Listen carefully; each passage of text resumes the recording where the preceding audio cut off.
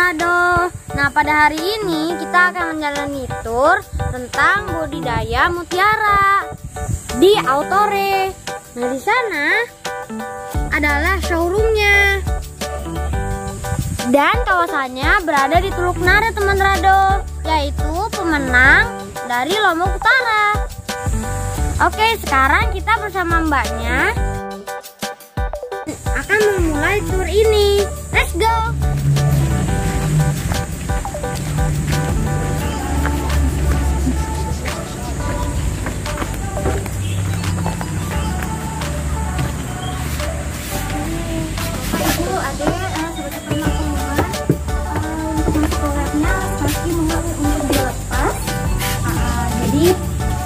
Dilihat dipersilakan untuk video atau foto boleh, tapi tidak diperkenankan untuk menyentuh alat-alat, menyentuh barang-barang seperti itu. Tapi dia boleh minta tangannya.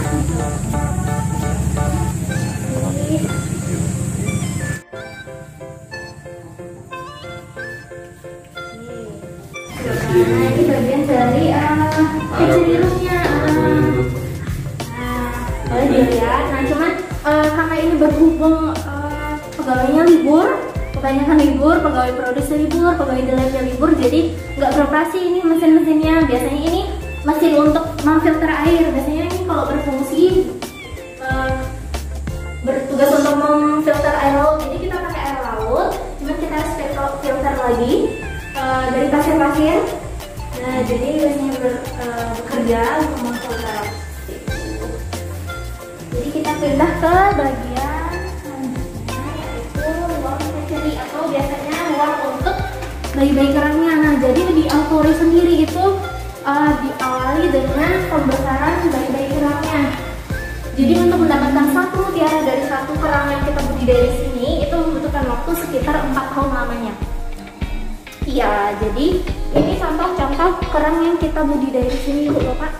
Nah, ini satu spesies semua. Kita hanya membudidaya satu spesies, ini disebutnya Pinctaria maxima atau bright lip oyster. Jadi cangkang kerang ini bagian dalamnya itu cerah. Jadi mutiara yang dihasilkan akan cerah juga. Jadi cara menentukan mutiara yang dihasilkan dalam hal ini warna itu berdasarkan cangkang bagian dalamnya. Kalau misalkan cangkang bagian dalamnya ini dominan warna seperti ini, kuning kekuningan, maka mutiara yang akan dihasilkan oleh kerang ini adalah kuning, seperti itu. Beda halnya kalau misalnya cangkangnya seperti ini ada kuning tapi lebih mungkin dominan ke silver, jadi mutiara yang dihasilkan adalah lebih ke silvernya, seperti itu. Nah, jadi ini contoh dari spesies yang kita budidaya di sini. Dan Ibu, ada tangki-tangki di sini. Biasanya di sini terdapat bayi-bayi kerang, tapi saya cek dulu apakah masih ada. Caranya beda. Ini juga kosong. Kayaknya sudah waktunya ke semua.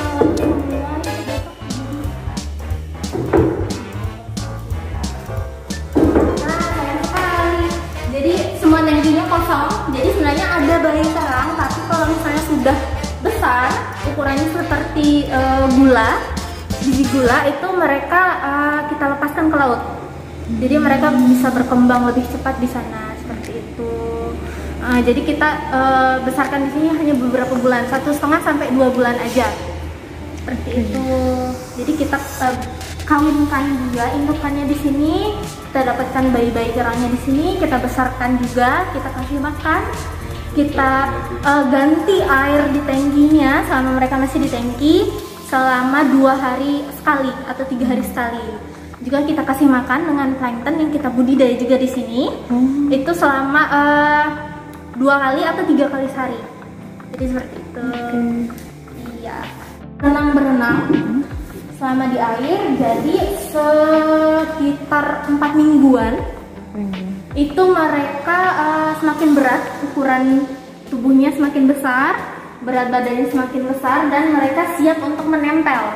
Jadi ketika mereka siap untuk menempel, kita pasang media yang kita sebut kolektor, Bapak Ibu. Dan kolektornya itu berbentuk seperti ini. Yang media yang kita pasang atau tanam atau celupkan ke tangki supaya mereka bisa menempel ke media ini. Jadi seperti kayak tangan. Jadi kerang-kerang kecilnya bisa menempel ke sini.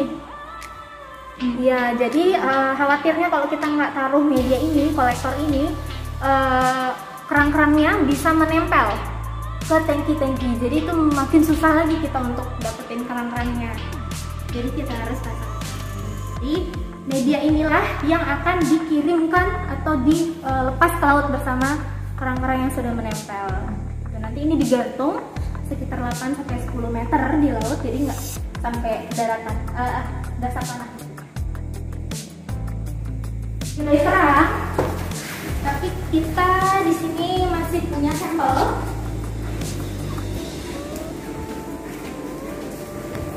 Sampel dari bayi-bayi kerang, tapi ini yang udah mati.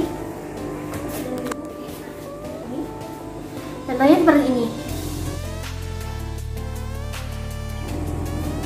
Bati pasir. Jadi ini bayi-bayi kerangnya. Kenapa udah mati maksudnya, Mbak?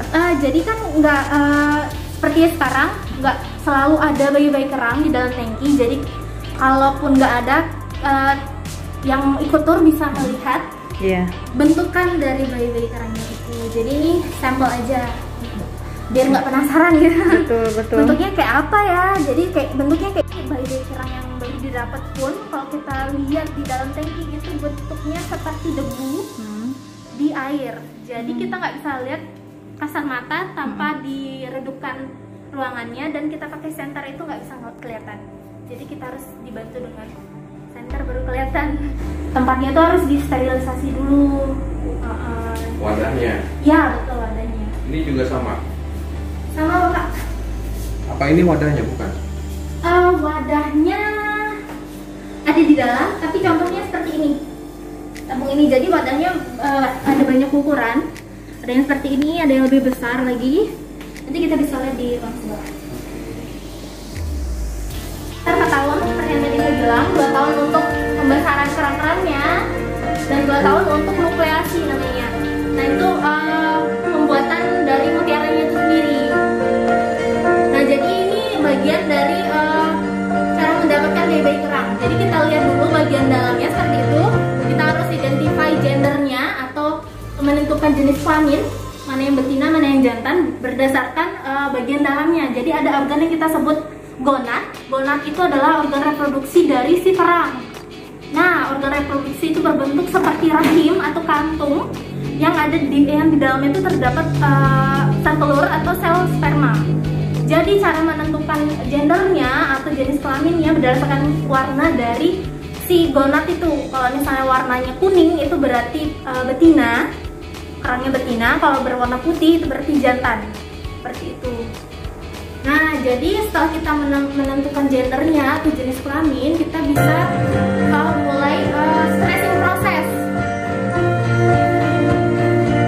Ya, jadi stressing prosesnya itu kita jemur sekitar 15 menitan, lalu kita pindahkan ke suhu ruang. Nah, sebelum itu kita bersihkan dulu sekitar 20 pieces dari kerang dewasa.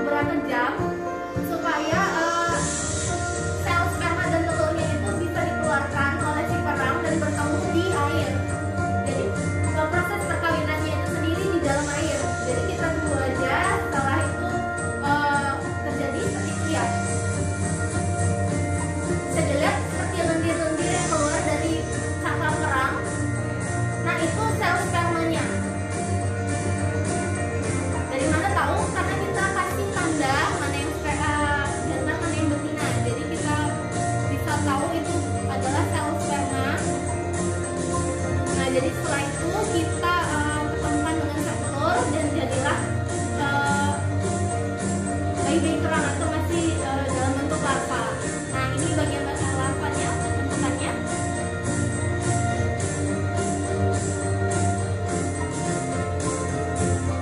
Ya, videonya saya pause dulu.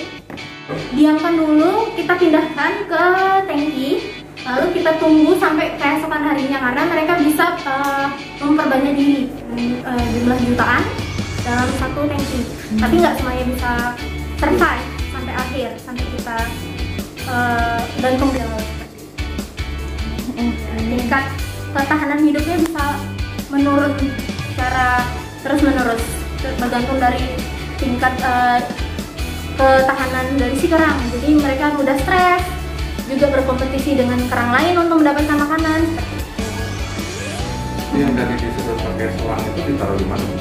Itu disedotnya lalu diambil. Enggak, jadi itu bagian dari perkawinan. Jadi sel spermanya diambil lalu disatukan ke sel telur. Wadahnya biasanya pakai apa? Untuk wadahnya itu saya kurang tahu karena berbentuk selang biasanya, langsung dialirkan ke ininya. Iya. Oh. Seperti itu. Kita udah sampai di sini, jadi bisa ke. Yang kerang yang tadi dikawinkan itu, dia sudah menghasilkan mutiara. Kalau yang itu belum, karena masih 2 tahun. Yang menghasilkan mutiara itu kerang yang berumur 4 tahun, Bapak. Ini boleh masuk? Boleh, silakan. Itu dingin lah. Iya. Nanti yang dingin.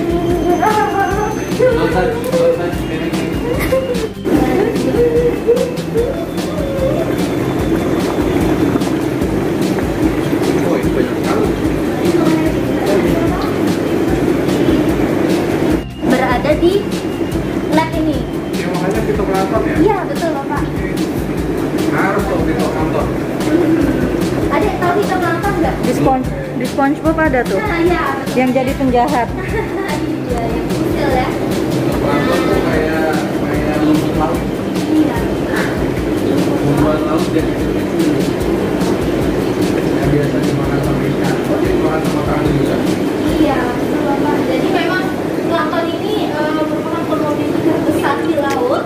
Jadi ini merupakan makanan dari hampir semua jenis atau spesies yang ada di laut. Ini sampai di budidaya ya? Iya, iya. Di budidaya di sini, sedangkan bibitnya plankton itu kita dapatkan dari Tasmania.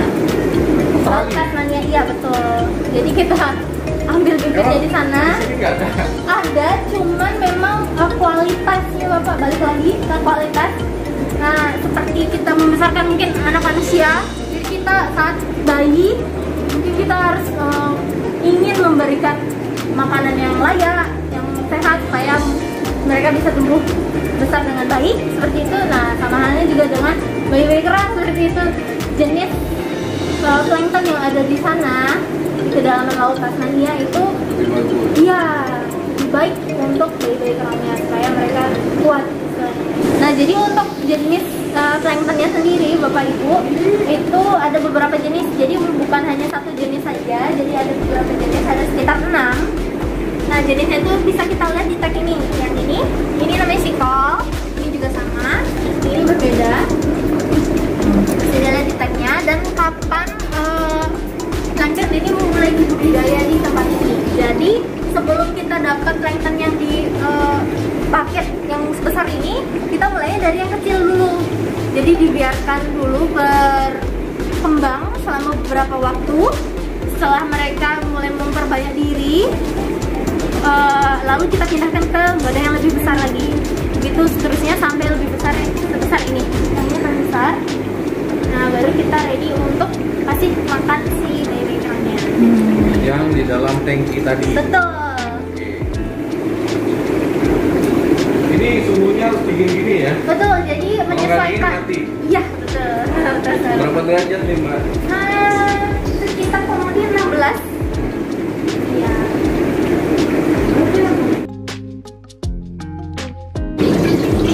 Oksigen.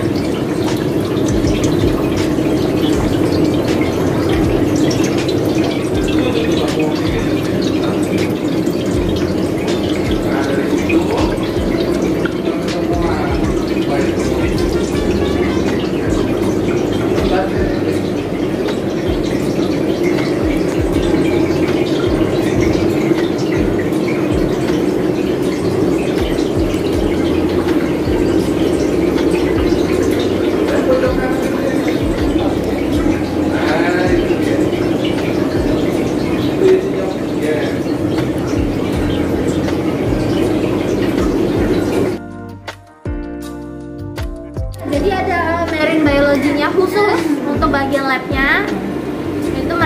bertugas untuk mengurus istilahnya kerang-kerangnya, termasuk juga kelangkaannya, mereka yang bertanggung jawab. Sudah? Dari proses pembuatan mutiara ini.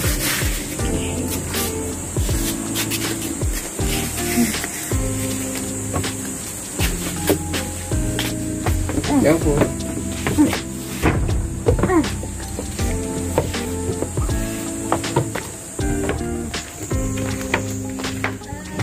Sini. Selanjutnya sebelah sana.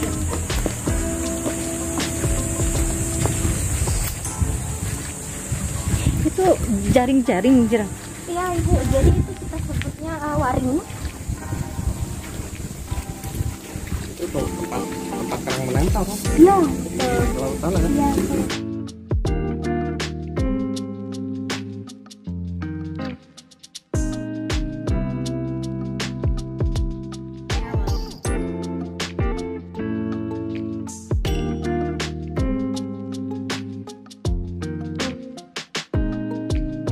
Tergantung lagi dari kerang-kerangnya.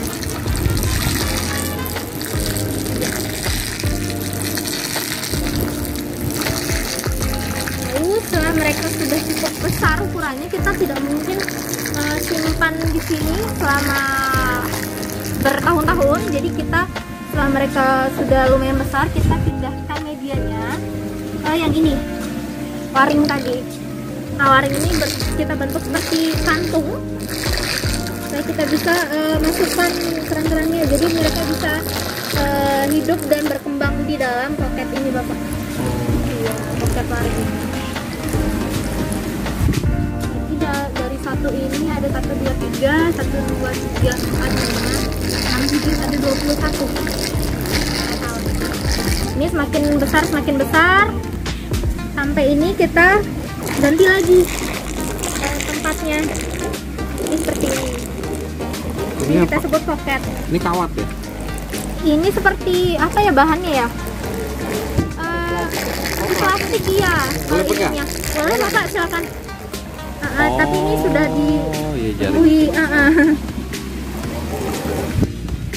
Kalau barunya seperti yang ini yang digantung. Nah, jadi ini udah lebih besar. Jadi mereka bisa tumbuh dengan lebih baik di sini.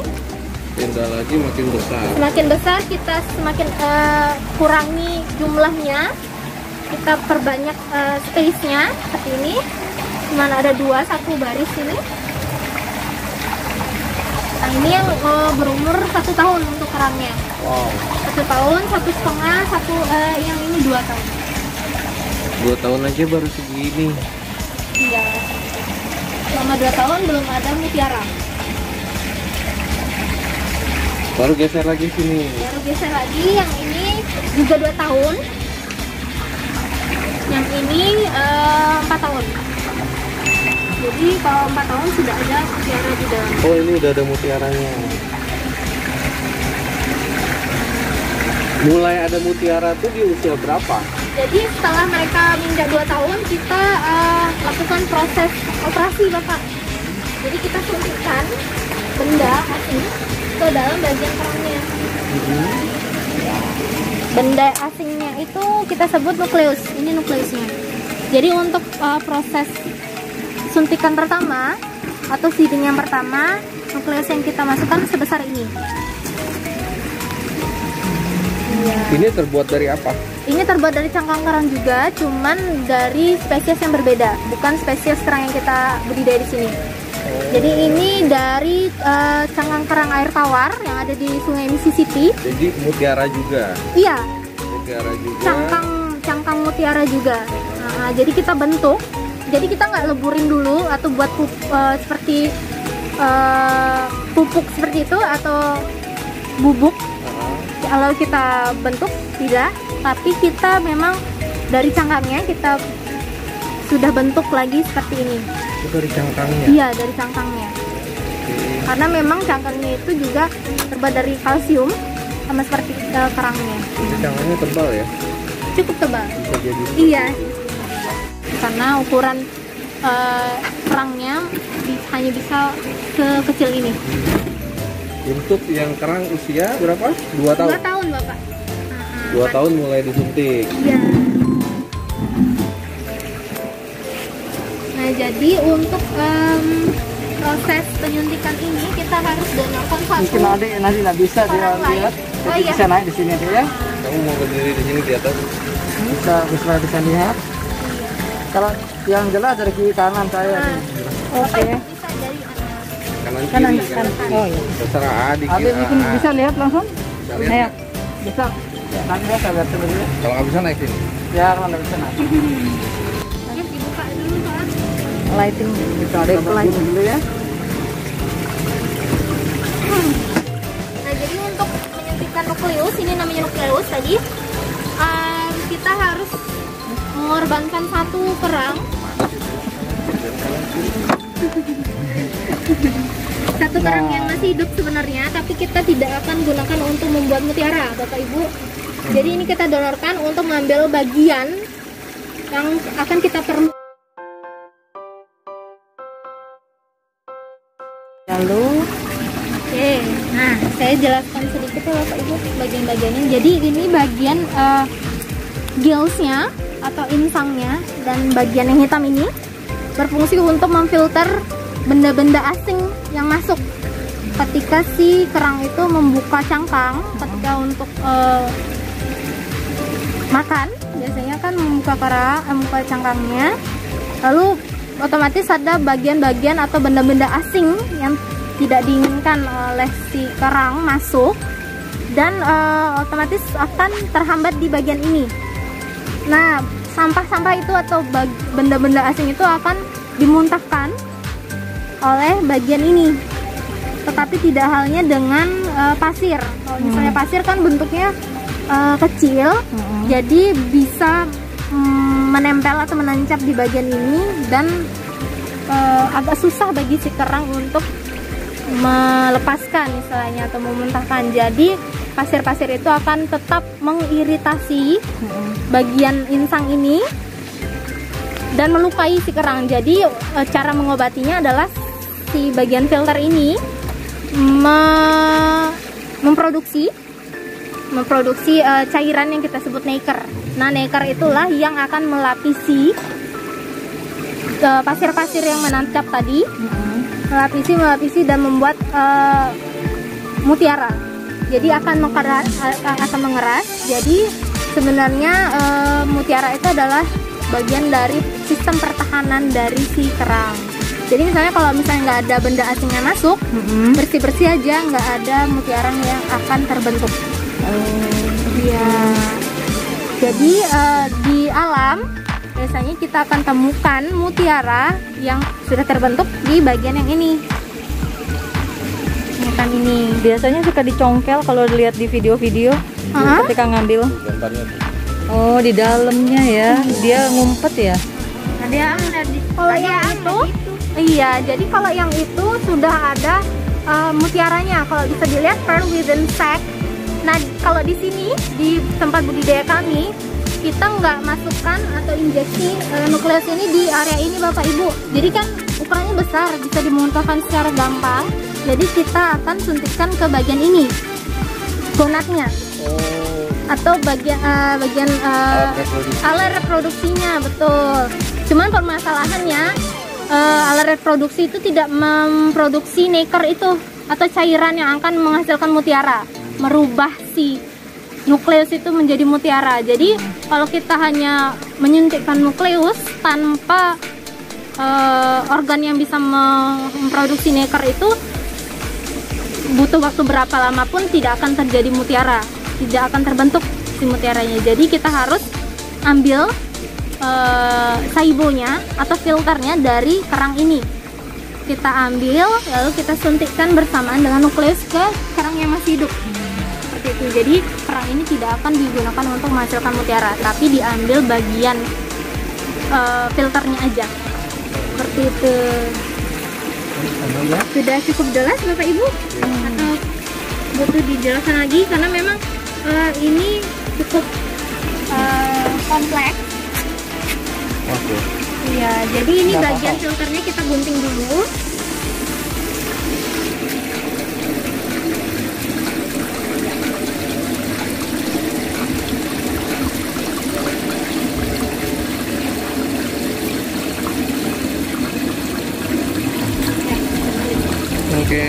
kayak anak lobster. Iya betul.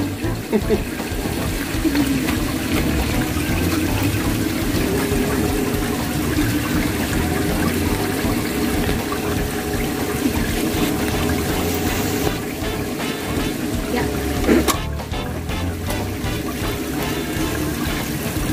Mati dong dia ya. Nah, kalau untuk sekarang masih bisa berfungsi organ-organnya, cuman memang harus cepat buka.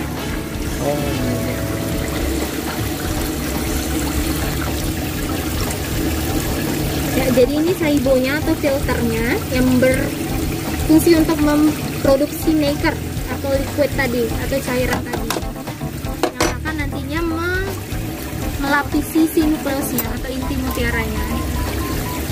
Jadi saibonya kita potong-potong lagi ke beberapa pieces.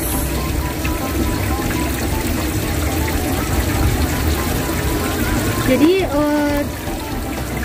dalam mengorbankan satu kerang ini kita bisa mendapatkan banyak saibo, Bapak. Jadi nggak hanya Seperti ini dia. ya. Udah siap ya? Oke, kita mulai ya. Ya, jadi ada beberapa saibo di sini. Jadi untuk satu kerang satu piece saibo. Satu kerang masukin satu saibo. Iya, dan satu nukleus. Nah, yang ini kerang yang berumur 2 tahun siap untuk disuntikkan, Bapak Ibu. Cangkangnya kita buka sedikit aja. Karena kalau dibuka lebar seperti yang tadi itu bisa mati. Iya, jadi kita buka sedikit aja. Adik bisa dilihat? Bisa, Di dalamnya, Adik. Bapak Ibu Bisa. bisa dilihat jelas? Bisa.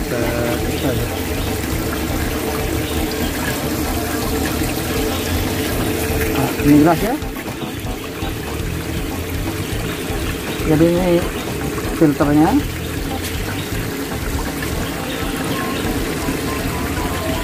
Ini yang namanya gonat ini rahimnya. Ya, Jadi di sini posisi mutiara. oh ya, nanti akan kita masukkan ke dalam sana. Oke, kita mulai.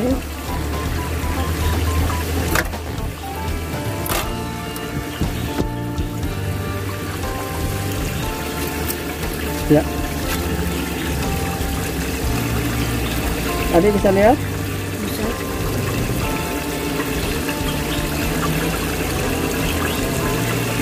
Pertama-tama di hayat dulu ya Pak Ang ya. Iya, dibuka. Ini bagian gonat. Kelihatan masuk sisanya ya? Hayat dulu. Ini kelihatan masuk ya? Ya. Sampai ke dalam donatnya.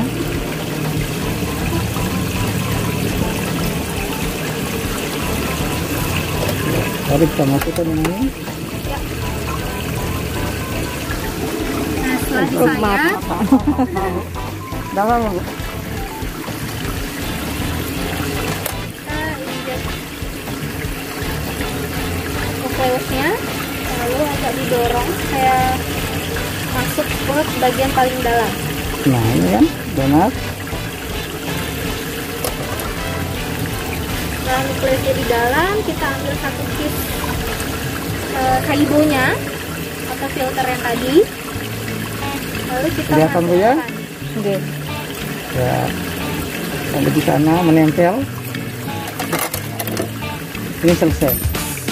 Satu ya. Ya. Ini dipelihara ke laut 2 tahun. Ini kayak paus. Paus. Setelah 2 tahun maka bisa dipanen. Bisa dipanen. Setelah 2 tahun baru kita bisa panen mutiaranya, Bapak. Oh, yang tadi di apa namanya insek. Ya. Mereka di laut, maksud saya, itu mereka tetap dibersihkan cangkang bagian luarnya. Jadi setiap 1 bulan sekali itu wajib untuk dibersihkan, Bapak Ibu. Dari parasit atau rumput laut hidup di cangkang bagian luarnya di rumah kampung itu. Karena memang sekarang lagi libur, jadi pekerjanya tidak bekerja sekarang. Nah ini yang umur 4 tahun. Ya. Ada mau ambil warnanya silver atau putih Bu ya. Jadi nanti mutiara yang di sana itu akan seperti ini warnanya.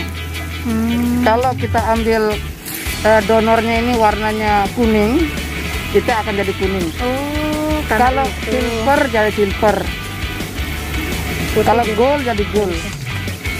Seperti itu dia. Jadi tergantung yang kita Cangkangnya ya? ya, tergantung yang ini. Sekarang yang tadi Cangkang yang ini ya. Yang kilat ini. Oh. Kalau dia warna kuning ya kuning dia. Maka kita pilih warna yang di sini harus yang benar-benar bagus. Ya. Kalau kuning nanti malah tidak laku. Nggih. Nah, ayo Kalau kita gold ya masih bagus. panen. Ya, jadi ini adik bisa lihat nanti adik tangannya gini ya. Tangannya. Nanti ya setelah saya mau keluar. Oh iya tuh udah ada tuh. Tuh kelihatan tuh. Nah, ini kan buat kelihatan. sama ini mutiaranya. Masya Allah. Tapi ini tidak tahu baik apa tidaknya. Jadi kita mulai. Adik bisa lihat? Ya lihat nggak sini. Kalau enggak kita kalau naik, kalau enggak bisa naik. Nah, nanti Bismillah. tangannya gini. Bismillah. Bisa? Nah gitu kelihatan. Iya, kelihatan. Saya buka ya. Proses panen mutiara.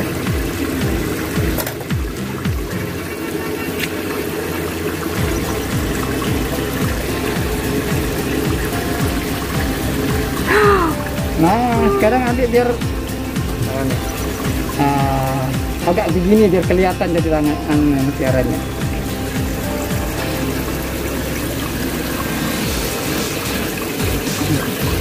Seperti ini. Ini kayaknya tidak begitu bagus nih.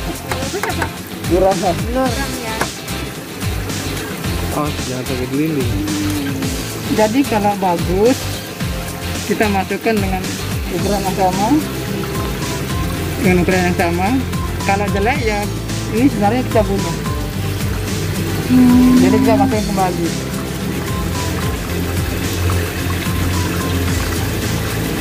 Nah, hanya seperti ini.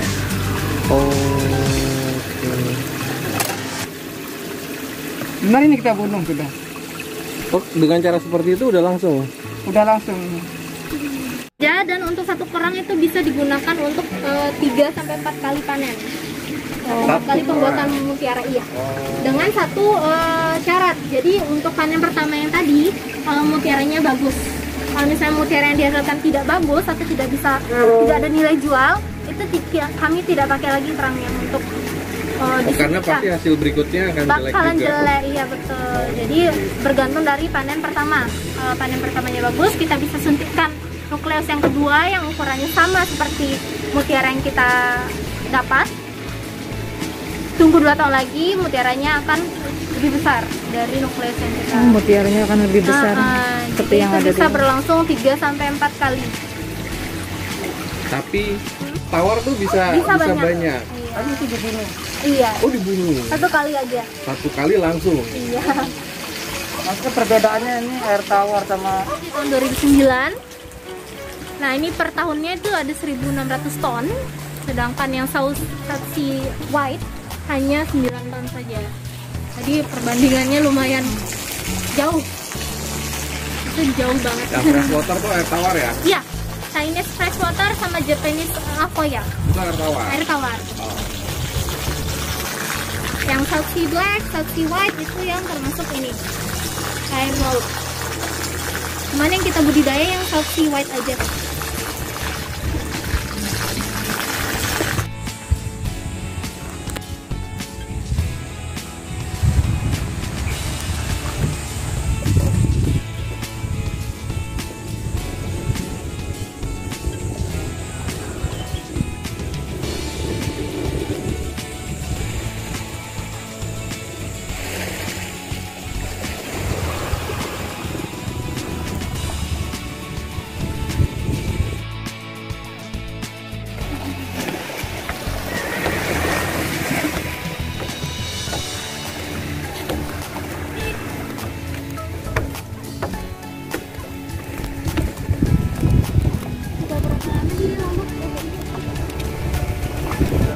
Tadi juga itu Itu tuh. ikan. Mana ikan? Oh iya itu. Banyak bersihkan ya. Ya. Nah, jadi terakhir saya siapkan dulu Bapak Ibu. Iya. Kalau mau minuman silakan. Ada minuman komplement silakan bantu teman saya. Terima kasih.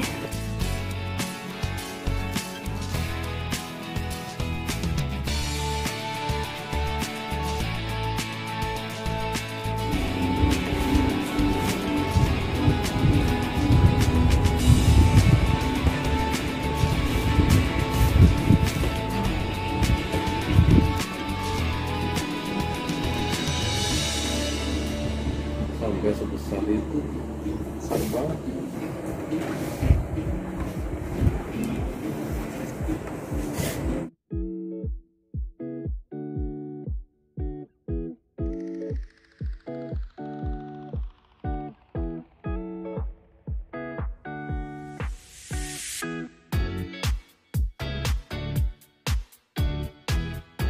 Nah, Dek, Bapak Ibu semua, jadi ini sesi terakhir Ya. dari turnya itu tentang grading mutiara. Jadi masing-masing mutiara itu mempunyai value atau nilai yang berbeda-beda. Jadi nggak sama semua. Jadi cara gradingnya pun berdasarkan ini. Nah, ini kita sebutnya 5S atau 5S, Adek. Nah, yang pertama itu dari shine-nya atau kilonya. Nah, kalau mutiaranya itu punya kilo yang bagus, berarti nilai jualnya itu akan makin bertambah. Yang kedua itu ada surface atau permukaan. Yang ketiga itu ada bias warna. Yang keempat itu ada shape atau bentuknya. Yang terakhir itu ada size atau ukuran. Nah, kalau misalnya kilonya sudah bagus seperti ini, nah bisa dibandingin ya. Nah, dua mutiara ini, yang ini sama yang ini kilonya berbeda. Jadi untuk kilo lebih bagus yang ini. Bisa dilihat. Nah, refleksi diri kita ketika melihat mutiara itu lebih jelas. Nah, jadi itu menandakan bahwa kilonya itu lebih bagus. Jadi semakin jelas refleksinya, semakin bagus. Nah, yang kedua itu ada surface atau permukaan. Jadi semakin mulus, semakin tidak ada spot kayak ini. Bisa dilihat. Nih, ada banyak titik-titik di permukaannya. Permukaan mutiara itu akan menurunkan kualitasnya atau nilai dari mutiaranya. Nah, kalau mutiaranya mulus kayak gini, hampir nggak ada titik-titik atau tanda-tanda, itu berarti mutiaranya bagus dari segi permukaan. Nah, kalau yang itu masih ada, cuman memang lebih sedikit. Surface. Iya, surface-nya. Nah, yang ketiga itu ada shade atau bias warna. Bias warna itu maksudnya warna tambahan dari cairan tadi yang nacre itu. Jadi memang warna aslinya ini white atau putih warna mutiaranya, cuman kayak ada pink kepink-pinkan atau kehijauan. Ya, nah itu yang disebut shade-nya atau bias warnanya. Jadi bias warnanya itu juga beda-beda, ada yang pink, ada yang hijau, ada yang biru, tergantung. Nah, kalau yang untuk yang bagus ini yang ini Bu, Bapak. Jadi ini warnanya putih, cuman shade-nya itu pink. Jadi ada pinknya. Nah, jadi ini lumayan rare atau langka untuk shade yang pink ini. Yes. Nah, yang keempat itu ada shape atau bentuk. Jadi yang pertama itu yang tertinggi itu adalah yang round, yang bulat seperti ini. Ini yang bulat. Ini yang drop namanya. Yang ini yang circle, yang ini button, dan yang terakhir ada barok. Iya. Kenapa bulat yang tertinggi? Karena bulat itu termasuk sempurna, dan juga kalau dia bulat itu gampang untuk dibuat ke dalam bentuk perhiasan apapun, mau itu kalung, gelang, cincin, anting. Bedanya sama bentuk-bentuk yang lain seperti barok mungkin agak susah untuk dibuat cincin karena harus ditentukan titik untuk drillnya atau dibolonginnya, itu yang agak susah. Jadi bulatlah yang paling tinggi untuk segi bentuk, tapi juga Makasih. tapi juga tergantung dari pribadi juga. Ada orang yang seneng lebih seneng ke barok karena mungkin lebih natural preference. Apa lagi? Jadi shape sama size ini lebih ke preference aja sih Bu. Oke. Jadi yang mesti ada itu yang kilau sama surface. Jadi semakin berkilau, semakin mulus itu semakin tinggi. Nah, yang tiga ini balik lagi. Dan terakhir adalah size atau ukuran. Semakin besar, semakin lama proses untuk mendapatkannya. Jadi harganya juga jauh berbeda dibanding jadi kecil. Basah namanya. Besar. Nah ini nggak dari panen pertama, ini kemungkinan dari panen ketiga. Oh dia Jadi panen kedua, ketiga itu Lebih otomatis besar. lebih besar karena nukleusnya lebih besar Bapak. dia bisa 4 kali ya? Bisa 4 kali maksimum. Jadi semakin tua semakin kurang produktif. Jadi kita cukup sampai 4 kali aja. Itu pun Berarti yang ukuran besar-besar tuh pastinya bukan panen pertama ya? bukan ya.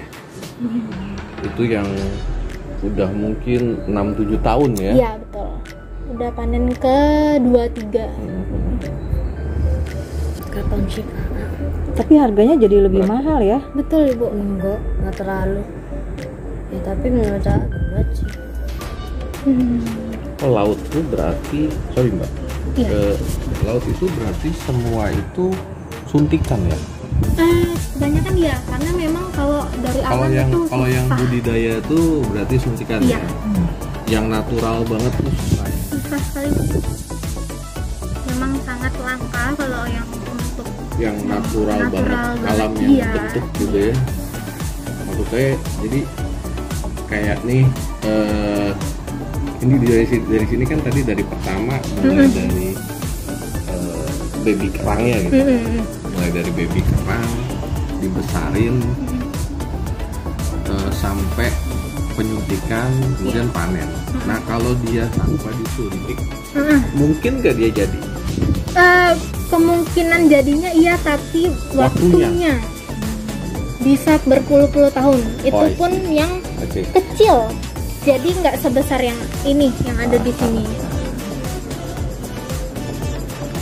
That's the point. Berarti memang suntikan. Karena kalau yang natural terus suntikan alam nggak mungkin waktunya singkat. Iya, Itu jadi waktunya panjang. berpuluh-puluh tahun. Itu pun kalau ada benda asing yang masuk, Oke, jangan kalau dimainin, misalnya jangan masih dimainin. bersih. Kalau misalnya Nah, orangnya sebenarnya bersih, nggak ada. siapa sih pencetus untuk bisa bikin flow kayak gini, step Maksudnya? yang akhirnya berkreasi untuk disuntik pakai ini Oh ya, pasti sebenarnya ada dulu. Autore yang menemukan istilahnya. Jadi sebelum itu pun memang ada ini ya, gagal lagi. Jadi sebelum ini pun disuntikkannya itu ke bagian filter tadi Bapak. Jadi disebutnya itu mabe. Jadi gagal karena yang disuntikkan itu menempel ke cangkangnya. Nah, ada contohnya sebentar. Nempel di cangkang. Iya, artinya. Nah, jadi ini bagian dari sini cangkangnya.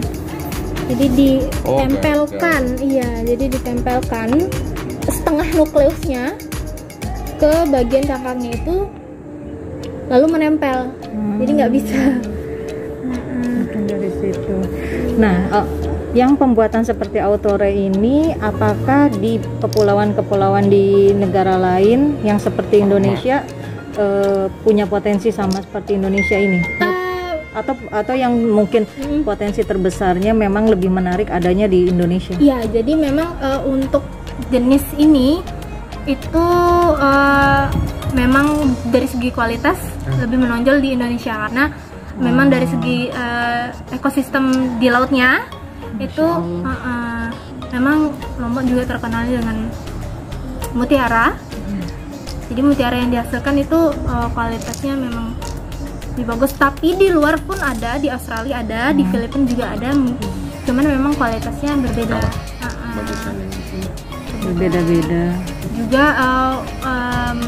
ininya. Kalau di Filipina kan lebih ke gold, ke emas untuk produksi mutiaranya. Kalau di sini produksi terbesarnya itu untuk warna putih. Kayak Australia ya. Iya, di kepulauan Tahiti. Jadi ini namanya Pintalia Margaritifera. Jadi untuk kualitas black pearl yang bagus ada di sana. Di sini ada, cuman kualitasnya tidak bagus, tidak sebagus yang di kepulauan Tahiti. Yang dijual di Indonesia adalah yang produk dari Tahiti ini. Enggak juga. Enggak juga, yang hitam. Kalau Juga yang mutiara hitam. Mutiara hitam itu kebanyakan memang dari Tahiti. Oh, langsung di sana. Ya, berarti pantas harganya agak cukup tinggi ya. Kalau untuk harga kembali lagi ke kualitasnya. Bu. Kualitas. Dari 5S-nya. Gerigi-gerigi disebutnya circle. Kalau palsu sama asli itu tinggal digoresin di kaca ya, Mbak? Iya, Gimana? bisa. Atau yang paling mudah juga digesekkan ke gigi, Pak. Sekarang kurang peka kalau gigi. Nah, iya. Memang kalau di kaca, iya. Kalau di kaca itu biasanya untuk mengetes bahwa mutiara itu sudah di warnain ulang atau memang asli warnanya kayak gitu. Kalau misalnya dia sudah diwarnain ulang atau ditimpa, biasanya warna aslinya bakal keluar. Kalau digoreng ke kaca. Kalau misalnya menemukan itu asli atau enggak, itu biasanya digesekkan ke gigi. Digesekkan. Nah, terus reaksinya apa kalau Kalau palsu? misalnya berpasir, ada seperti berpasir, baik itu air tawar atau air laut, itu menandakan bahwa asli. Kalau misalnya Terus dihitung pakai lidah nggak? kalau lidah nggak, digesekkan ke gigi aja. Bakalan berbeda ibu sama ya. Kalau misalnya di mutiara yang terbuat dari plastik, itu bakalan smooth, halus, nggak ada grey-nya atau berpasir.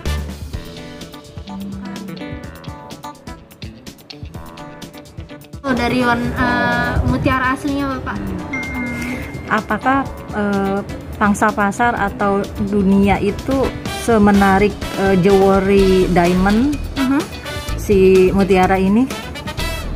Memang kalau mutiara memang ada pasarnya sendiri gitu. Misalnya kalau seperti Eropa itu sebagian besar memang penyuka mutiara. Mutiara. Bu. Iya. Jadi Saya memang- lihat juga di syuting di film-film Hollywood pasti mereka mutiara. Iya. Oh. Mutiara dan khususnya putih karena putih termasuk mutiara klasik istilahnya. Oh, I see. Ini juga kebanyakan tamu-tamu yang berkunjung ke sini itu kebanyakan dari Eropa. Nah mereka suka itu sama mutiara, mereka eager lah istilahnya, curious tentang bagaimana cara membuat mutiara. Nah, apakah bisa seperti ada itu nilai investasinya?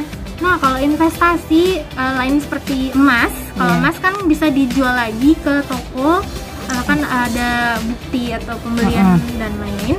Nah kalau mutiara sendiri memang agak susah ibu untuk dijual Berarti lagi. Misal ibu beli di sini di showroom kami, kalau mau dijual lagi di sini nggak bisa.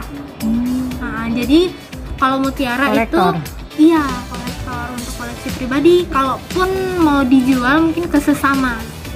Kayak Penyuka. jualan tas ya, tas Iya branded. betul. Memang karena nggak ada nilai pastinya. Jadi untuk penilaian mutiara itu masih subjektif istilahnya, nggak ada nilai pastinya kayak emas misalnya Berarti berapa gram, berapa karat seperti itu. Penjualannya pun juga tidak mengalami kenaikan yang ada lonjakan atau turun kan, Mbak?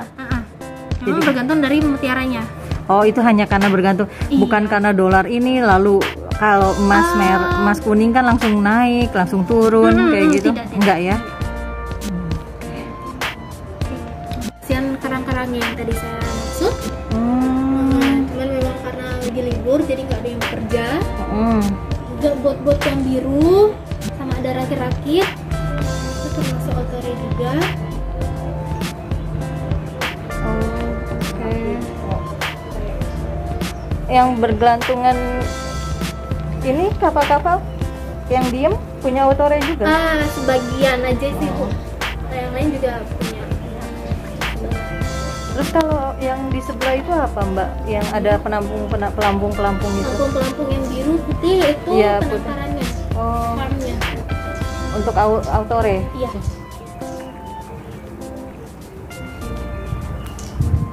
Terus di Lombok Timur ada di Labuan Pandan, sama di Tanjung Ringgit, sama ada di Sumbawa Pulau Batu. Di Jawa juga ada, tapi yang offer atau menyediakan fasilitas untuk tour hanya di sini. Jadi di side lain hanya farmnya aja. Ada buku adek, kalau mau baca lagi di rumah